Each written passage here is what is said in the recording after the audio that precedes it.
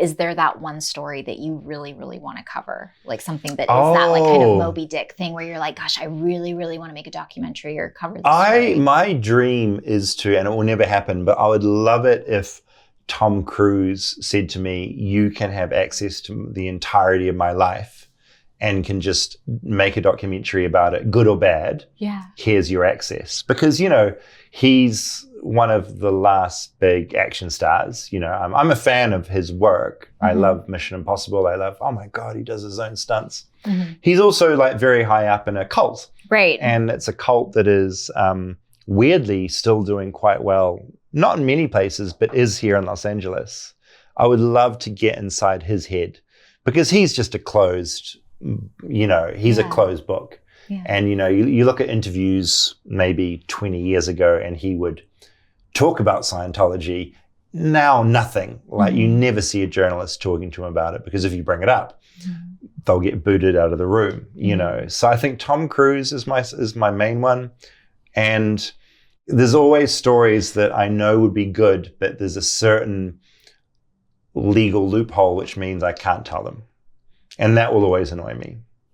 Because some stories you just can't tell. Like they're tied up in the courts. You're breaking certain rules if you tell them.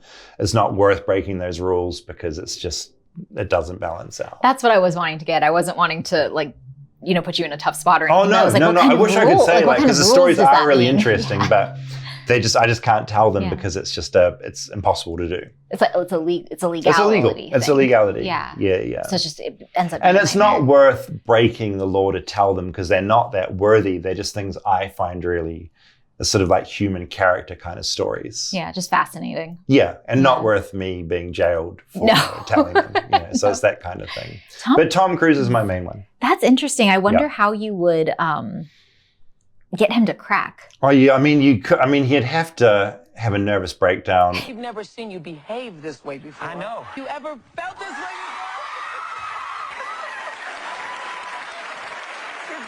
You're gone. Katie once told 17 magazine. Yes. The boy is gone. We're gonna do that. We're gonna do that. That's why you're here.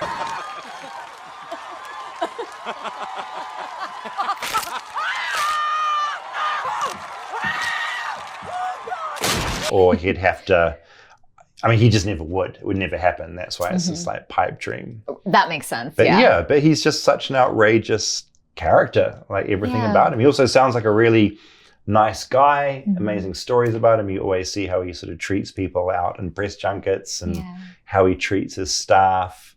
But he's also in a really horrific cult. Like Scientology is terrible and he is a willing participant. So that's a really fascinating thing.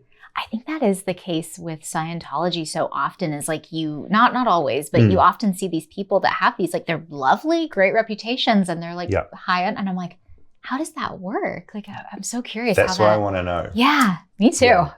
Yeah. That's if you figure it out, let me know. One day.